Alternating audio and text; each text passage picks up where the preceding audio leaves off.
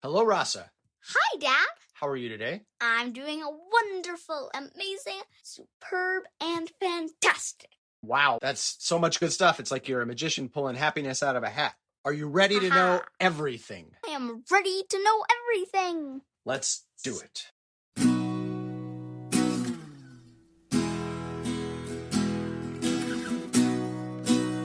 Today, I want to talk to you about what to do if someone you care about loses someone they care about. Wow. Something sad and very deep. I'd like to know more. Well, this has happened to me in my life, and I know it's happened to you and to friends of yours. And I know it will happen again to all of us and to everyone else because loss is part of life. And yet I found that people react in two almost opposite directions. Whoa, tell me. When I've lost someone I cared about, some people, when they find out, leave me alone and never mention it. And other people, including some people I don't even really know very well, when they hear about it, they reach out to me and they ask me if I want to go on walks or if I want to talk about it. And they really come into my life in a way that's unexpected. And I want to say that both of these reactions make sense to me. There's a logic to both of them.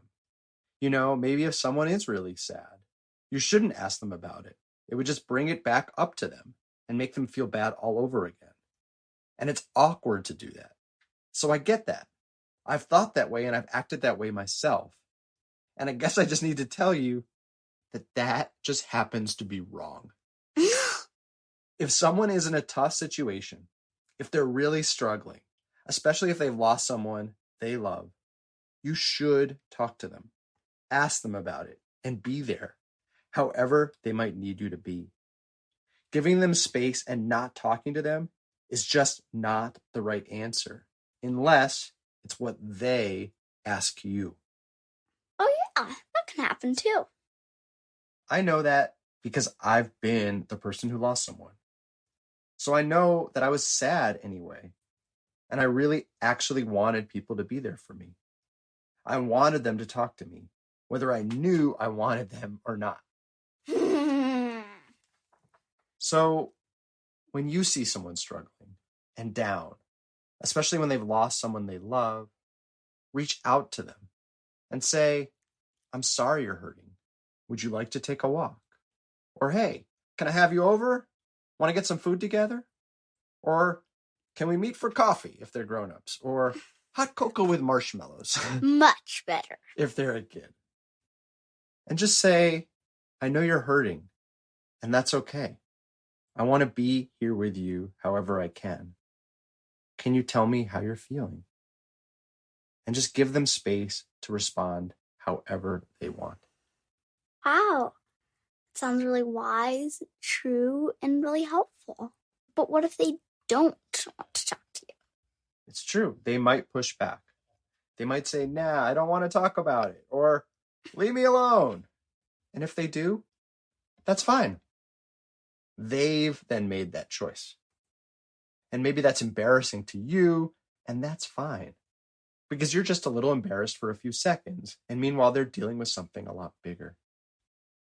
But for me, you know, in 20, 30, 40, 50 times, seeing this happen for other people and myself, and just trying to be there to reach out to them in a really basic way, in a really simple way, I have found that almost everyone, almost every time, 49 out of 50, is grateful for the chance to be welcomed and to be supported and to talk and to just share stories, whatever those stories are. Yeah. Even if they haven't lost someone, even if they're just down, it always feels good. Just reach out, say, hey, want to come over? Hey, you want to go and get milkshakes with me and my friends? Hey, you want to skateboard around the block? And the nice thing about being there for people, other than just being nice, is then, when you're sad, when you're feeling down, they're there for you, too.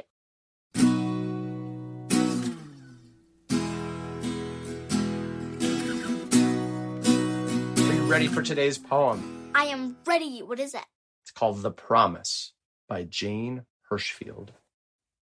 Stay, I said to the cut flowers. They bowed their heads lower. Stay, I said to the spider, who fled. Stay, leaf. It reddened, embarrassed for me and itself. Stay, I said to my body. It sat as a dog does, obedient for a moment, soon starting to tremble. Stay to the earth of riverine valley meadows, of fossiled escarpments, of limestone and sandstone. It looked back with a changing expression, in silence. Stay, I said to my loves. Each answered, always. Cool. That's an amazing poem. Can I read it? Please. The Promise by Jane Hirshfield. Stay, I said to the cut flowers. They bowed their heads lower. Stay, I said to the spider, who fled. Stay, leaf. It reddened, embarrassed for me and itself. Say, I said to my body. It sat as a dog does, obedient for a moment, soon starting to tremble. Stay to the earth of riverine valley meadows, of fossil escarpments, of limestone and sandstone. It looked back with a changing expression in silence. Stay, I said to my loves. Each answered, always. This is a funny poem. And it's a sweet poem, and maybe it's even a sad poem. What is she saying? 1, 2, 3, 4, 5, 6 times in this poem. Stay. And who does she say it to, though? Or what? She says it to leaves, to spiders, to flowers, to the meadows. To her body and to her loves, right? Yeah. And do they? Well, the spider doesn't. The leaf doesn't. Her body doesn't. The earth doesn't. The meadows don't. The limestone and sandstone don't. But her loves do. Or at least they say. Always. What does it mean to say stay? Well, it means to ask them not to move, to stay put. Yeah. I think it also might mean, in this case, to not change. I like things just the way they are. Don't change. Stay. But what's hard about that? Things are always changing. Even our body can't stay still for very long. Even if it stayed still, it will have to breathe. It'll change. Your hair will grow. Your stomach will grumble, right? Yeah. You'll have to go to the bathroom at some point. Your nose will twitch. Yeah. The exception she experiences, though, is maybe her loves. Yeah. But I think in that case, they're not necessarily staying put. They're not necessarily not changing. They're staying in relationship with her. Yeah. Like, I have known you for 10 years. You have changed a lot. Yeah, I used to be a teeny baby. But I have loved you this whole time. As soon as I knew who you were, more than big person feeds me. Then I loved you.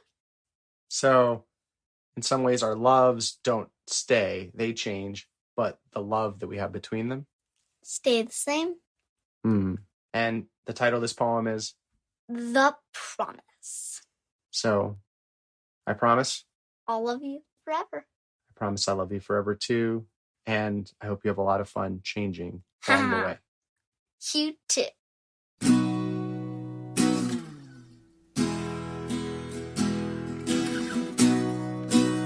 Last segment of the show. Do you have a vexing question for me? Yes, I do. My vexing question is from a listener named Eli. And what he wants to know is, why does it get colder when you go on top of a mountain, even though you're closer to the sun? Ooh, good question. I think I know the answer, but let me firm up my science and I will get back to you and Eli soon. Okay.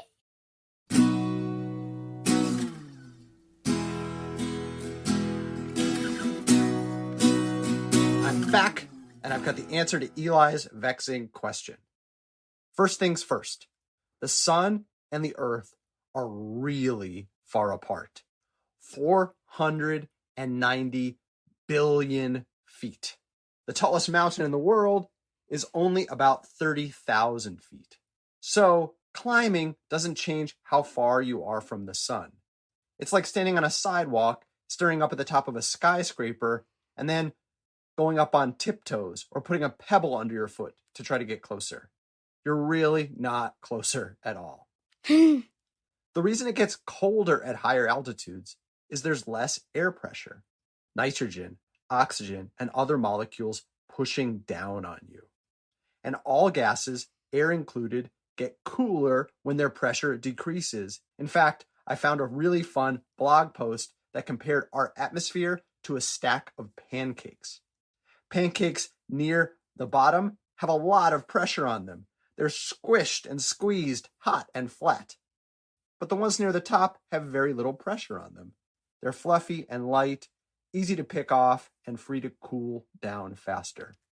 So, the higher you go up a mountain, the colder the pancakes of air around you. And you're still not even 0.00001% of the way to the sun. Wow. Sounds like we need a pretty big ladder. You Must Know Everything is produced by me, Jeremy Smith, and her, Rasa Smith, with awesome music by Thurniture. Learn more and submit your own vexing questions at our website, youmustknoweverything.com.